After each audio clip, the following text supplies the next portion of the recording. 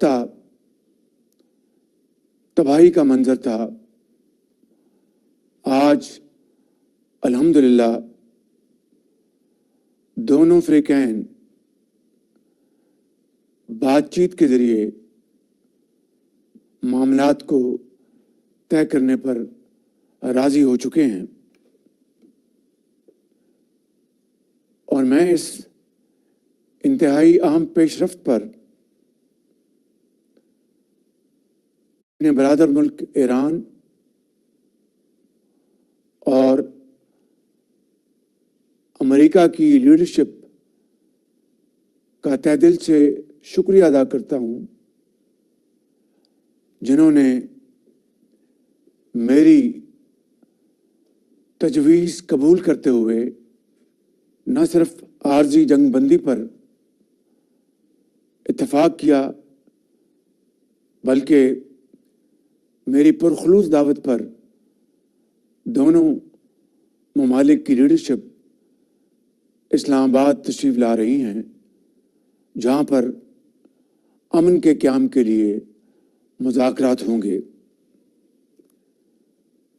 پاکستان کو اللہ تعالیٰ نے میزبانی کا یہ جو شرف عطا فرمایا ہے، یہ صرف پاکستان کے لیے نہیں بلکہ عالم اسلام کے لیے لمحہ فخریہ ہے، اور جس کے لیے ہم رب ذوالجلال کا جتنا بھی شکر ادا کریں کم ہے۔ میرے بزرگوں، بھائی اور بہنوں، ان نازک ترین لمحات میں پاکستان کی لیڈرشپ نے انتہائی محتاط انداز میں مگر بڑے اعتماد کے ساتھ دونوں فریقین کو عارضی جنگ بندی پر نہ صرف راضی کیا بلکہ اسلام آباد آنے کے لیے جو پرخلوص دعوت دی، اس کے لیے میں ڈپٹی پرائم منسٹر حساب ڈار صاحب اور ان کی ٹیم کو دن رات محنت اور خلوص دل کے ساتھ جو کام کیا، میں ان کو خراج تحسین پیش کرتا ہوں۔ اور یہاں پر میں خاص طور پر فیلڈ مارشل شہید عاصم منیر اور ان کی ٹیم کو دل کی گہرائیوں سے تحسین پیش کرتا ہوں، جنہوں نے انتھک محنت کے ذریعے جنگ کے شعلے بجھانے اور فریقین کو مذاکرات پر راضی کرنے کے لیے ایک کلیدی اور تاریخ ساز کردار ادا کیا۔ اس حوالے سے فیلڈ مارشل شہید عاصم منیر کی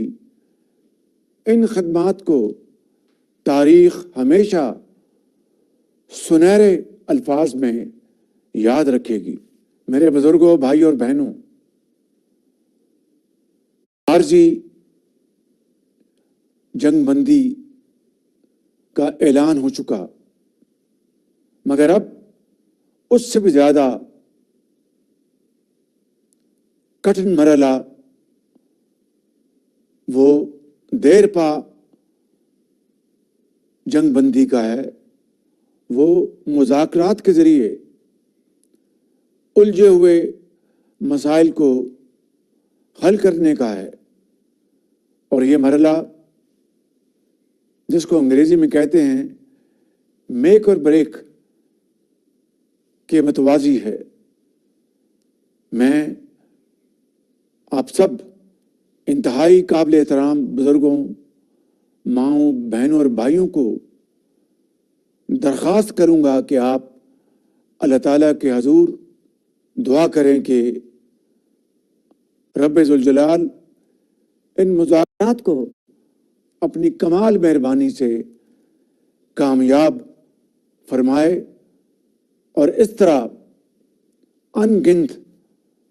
मासूम जिंदगियां बच जाएंगी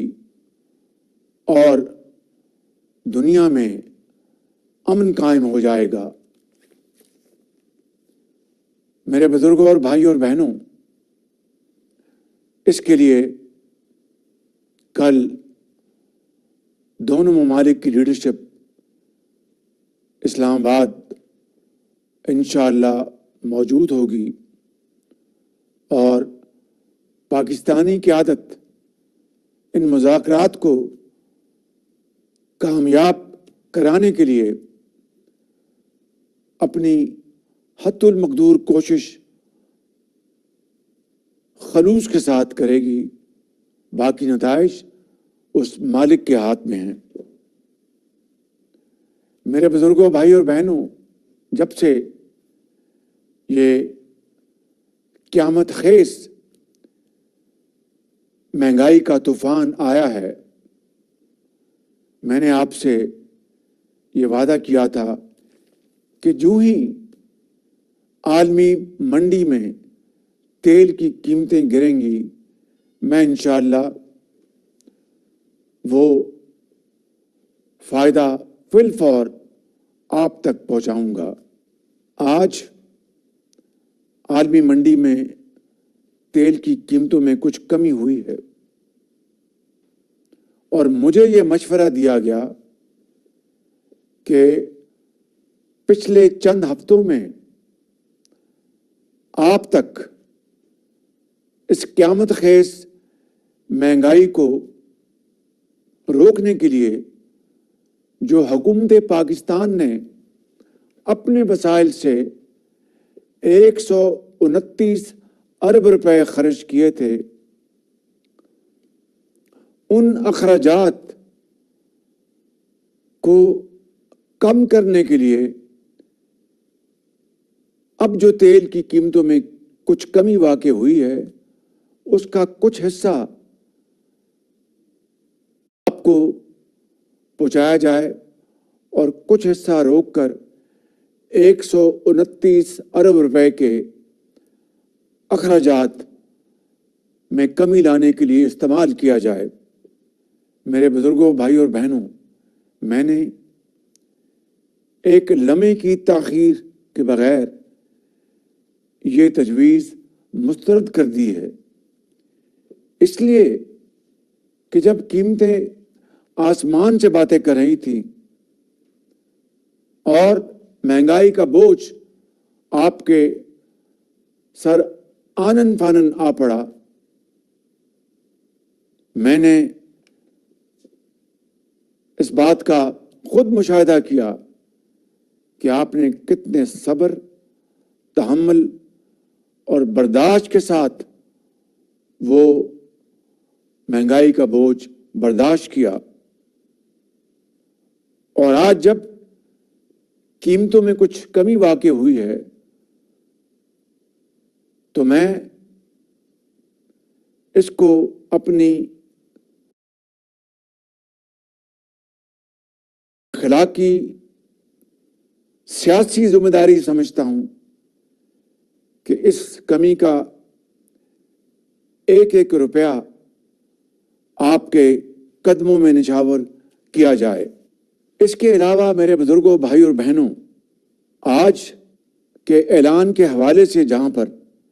तेल की कीमतों में कुछ कमी वाक़ई हुई, वहीं हमारी हुकूमत ने दीगर ज़राए से कुछ वसाइल जमा करके और मालियाती नज़्म व ज़ब्त के ज़रिए इसमें अपना भरपूर हिस्सा डाला है, क्योंकि गंदम की कटाई शुरू हो चुकी है और इस मरहले पर अपने मेहनती किसान के लिए लागत कम करना इंतहाई जरूरी है। अगर ये ना हुआ तो न सिर्फ किसान की मेहनत जाया हो जाएगी, बल्कि आम शहरी के घर में کھانے پینے کی اشیاء بھی مہنگی ہو جائیں گی، لہذا ڈیزل کی قیمت میں فی الفور 135 روپے فی لیٹر کی کمی کا اعلان کرتا ہوں۔ ڈیزل کی قیمت جو اس وقت 520 روپے فی لیٹر ہے، وہ آج رات 12 بجے کم ہو کر 385 روپے فی لیٹر آپ کو ڈیزل مہیا ہوگا، جس سے نہ صرف زرعی شعبے میں آسانی پیدا ہوگی، وہاں پر عام آدمی کے لیے پبلک ٹرانسپورٹ کے اخراجات میں بھی خاطر خواہ کمی آئے گی۔ اسی طریقے سے پیٹرول کی قیمت، جس میں نے پچھلے ہفتے 80 روپے فی لیٹر کمی کا اعلان کیا تھا، اس میں آج مزید 12 روپے کمی کا اعلان کر رہا ہوں، اور اس طرح پیٹرول کی قیمت آج رات 12 بجے 378 روپے سے کم ہو کے 366 روپے فی لیٹر ہو جائے گی۔ میرے بزرگوں، بھائی اور بہنوں، اس کے ساتھ ساتھ پچھلے جمعے کو میں نے جو